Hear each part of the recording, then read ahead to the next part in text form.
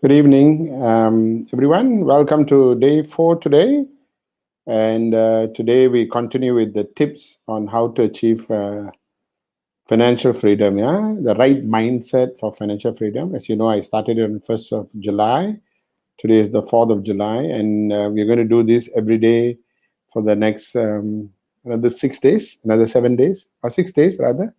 Yeah, until the 10th. Okay, that's the whole idea of this particular session. Yeah. So we have done 3 days already. Today is day number 4, and it's very important for you to understand that the reason I'm giving you the tips is because I need you to get an understanding that any one of us can achieve financial freedom. Like I always say, the sun rises every day to shine equally on everybody. Doesn't matter what your father, mother were, or what education you have. Doesn't really matter actually. I think many people don't realize that each and every one of us can be successful. Very, very important for you to know. I always tell people being rich is your birthright.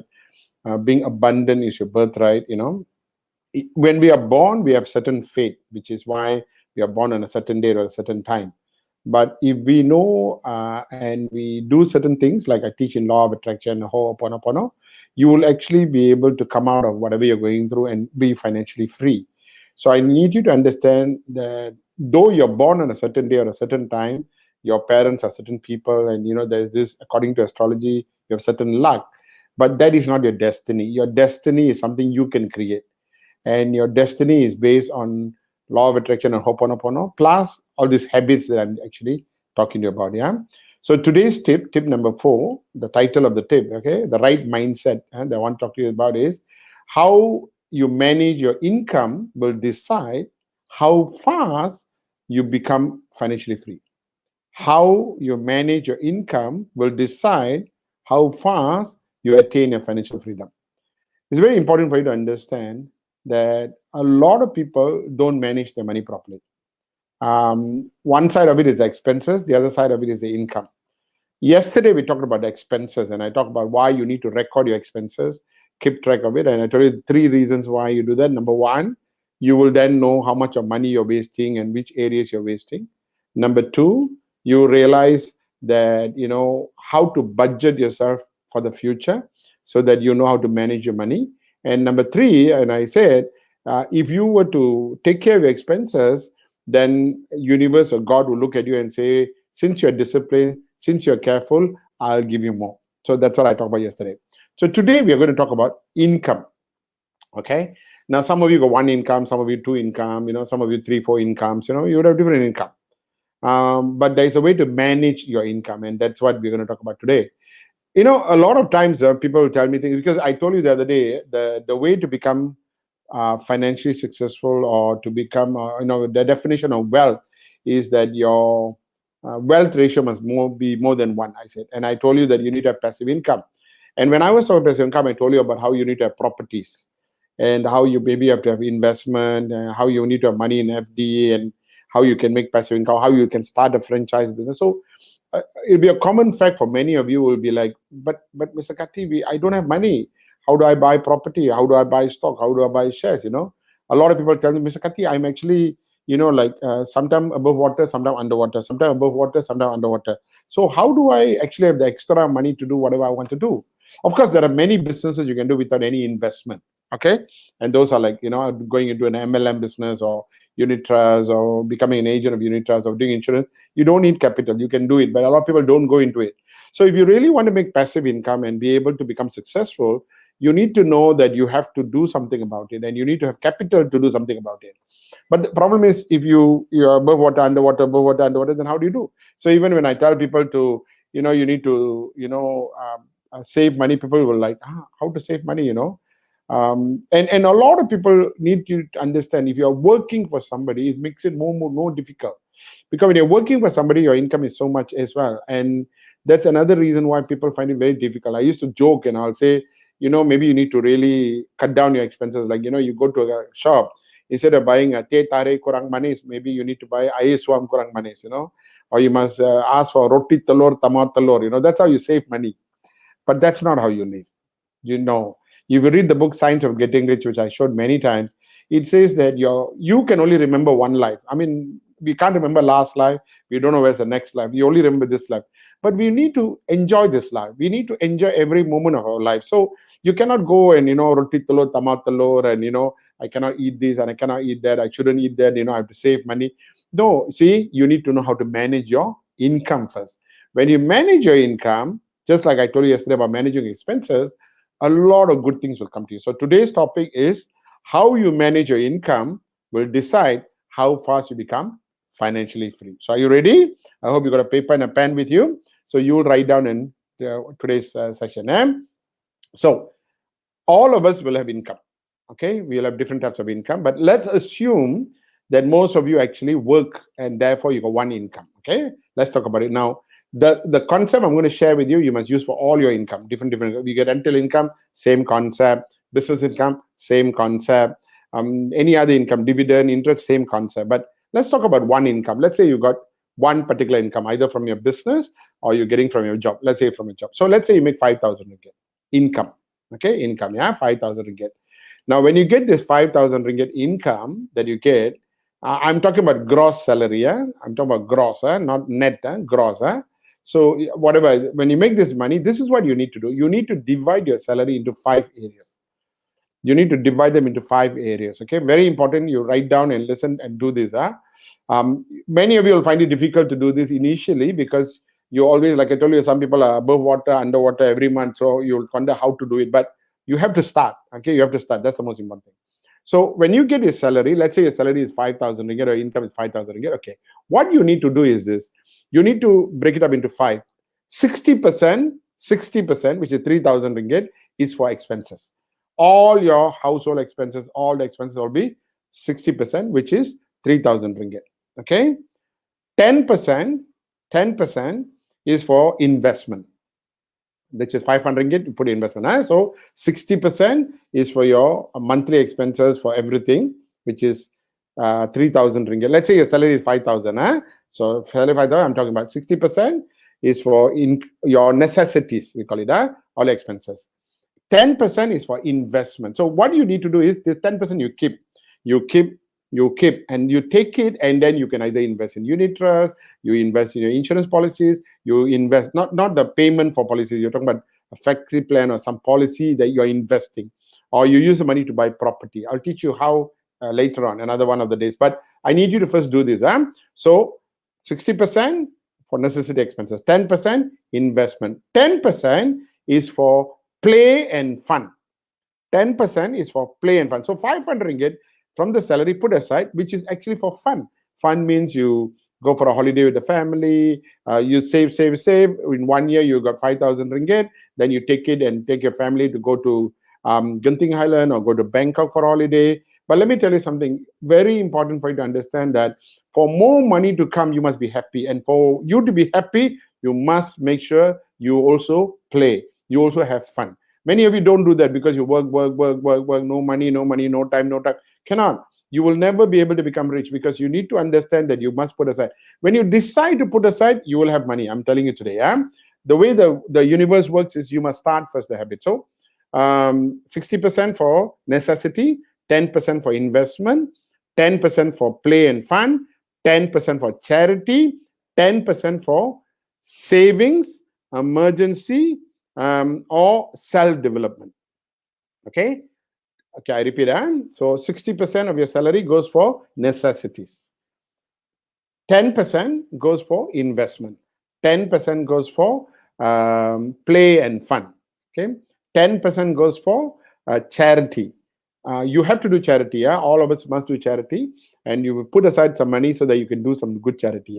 Very important, because the more you give, the more you get. The more you give, the more you get. Very powerful.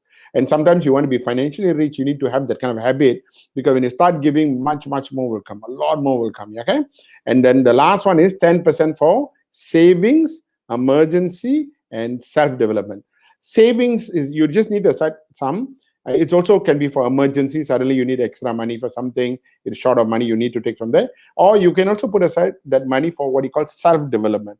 One of these days, the next 6 days, I'll cover self-development. I'll tell you how to use that money. But at this point in time, that's all you need to know. So again, salary 5,000.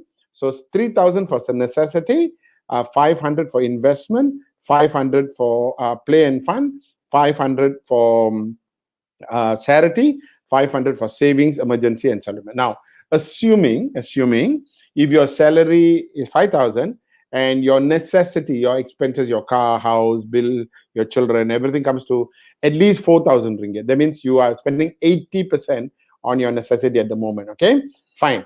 Then what you need to do, I want to make sure that the rest of it you put 5% each, which means 250 ringgit or 5% for investment, 250 ringgit or 5% for play and fun, 250 ringgit or 5% for charity, 250 ringgit 5 for percent for savings, emergency, and self-development. So it's very important that you have that first, because only when you have started to do that, then when I tell you how to get a property, what to invest, how to invest, you'll understand. Because now, no matter what I tell you, you'll say, Mr. Kati, I don't have money. What? How to invest? Mr. Kati, I cannot buy property. What? How to invest? So a lot of people have this block. Like people say, oh, last time I should have bought property. 20 years ago, I didn't buy property. Last time gold price was lower. I should have. Listen, gold price will always go up. So you must buy now. But you don't have money. If you don't save now, even 1 year from today, you cannot buy gold. If you don't save now, 1 year from today, so you cannot buy property. So you have to have this habit of starting to put this aside.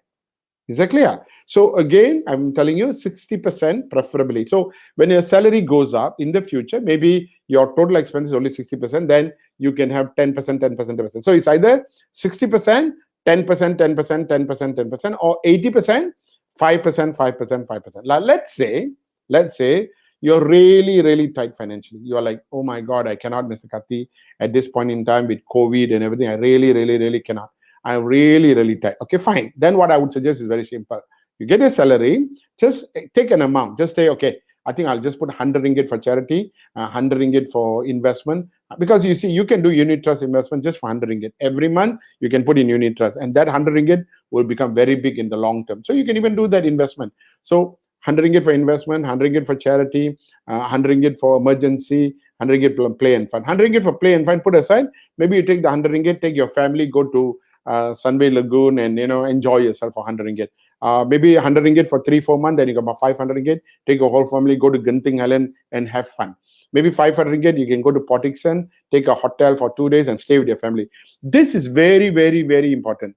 I told you the other day the definition of financial freedom. One of it is time, wealth, health, and happiness. And happiness is where you are putting some money for yourself personally and for your family. You have to do that.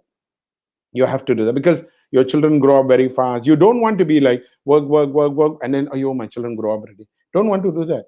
So whatever your income you get, so starting from today, that's what you should do. Whatever money that is coming to you, I really need you to put aside in that order. Okay. So if you are making only 1,000 ringgit every month, let's say like make only 1,000 ringgit, fine. 60% put for expenses, then 10% or 80% put for expenses, 5%, 5% put for these 4 areas. Okay. I repeat, 60% is for your necessities, your monthly groceries, rental, your car, your house, whatever you pay. Okay, 60%. 10% you put aside for investment, and that investment can go for, at the moment you can go for unit trust. That 10% can go for investment in other things, buying shares, or maybe you want to accumulate it and then put a deposit for a down payment to a property, for example.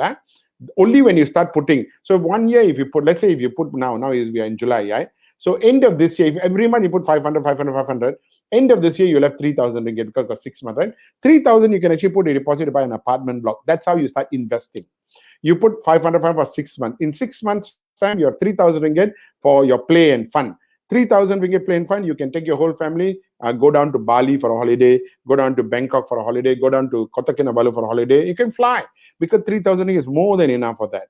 So 3,000 ringgit. You put 500. End of the year, you got 3,000 ringgit. You've got 3,000 ringgit for charity. You take the 3,000. End of the year, got Christmas, New Year, or Deepavali is coming. Buy some hampers, go and give it out to people that you have. Or you have 3,000 ringgit. Look for 6 children who are doing very well in exam and give 500 ringgit each as a token of appreciation for them to do well. Or buy uniform for 3,000 ringgit. Buy 10 sets or 20 sets of uniform and give to children.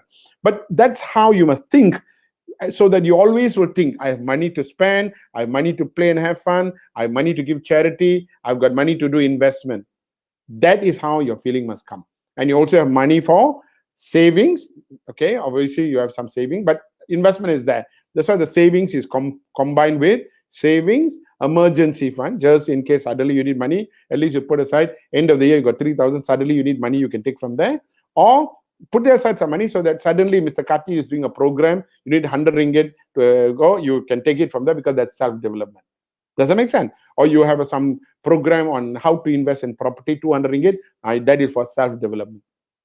But if you plan yourself, that's when you do it. So now, coming back and finishing off for today's talk, as you're doing it, so when the salary comes, it normally comes into one bank account. Okay, one bank account. So you need to decide, maybe you keep track. I mean, you have a paper or pen, you write down every day. Money will be within the account, yeah? Only one account within the account, so you write it down. Or what you need to do is that you make sure when the money comes in, you take it out. You take out the money. So for the charity, you have a bank account for charity.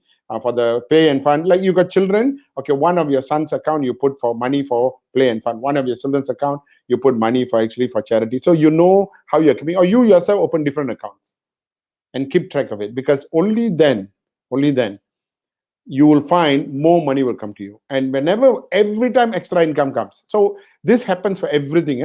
So this is based on your salary. So let's say end of the year you get a bonus. Your company gives you bonus of 10,000. Same thing, take the 10,000 and break it up again. 80%, do the same thing again. Every time do the same thing. Of course, since you monthly expenses already have money, so you don't need to take 60% for family, but maybe you take the 60% for the family expenses and maybe renovate the house, change the kitchen and do something about it. But it could be for the family and enhance on the family, but you still have 10% for charity, 10% for emergency, and you do that. When you have that attitude here, it will surely, you'll become financially free very, very fast. Okay, I hope that explains. I hope you understand what I'm trying to say. It is always exciting to share things like this. Many of you already know this, many of you do not know this, but I hope you will be able to follow what I asked you to do. So with that, thank you very much, everyone. Okay, for again, I will see you tomorrow at 8 o'clock for tip number 5. Be safe, take care of yourself, and I love you all. See you all tomorrow. Bye-bye.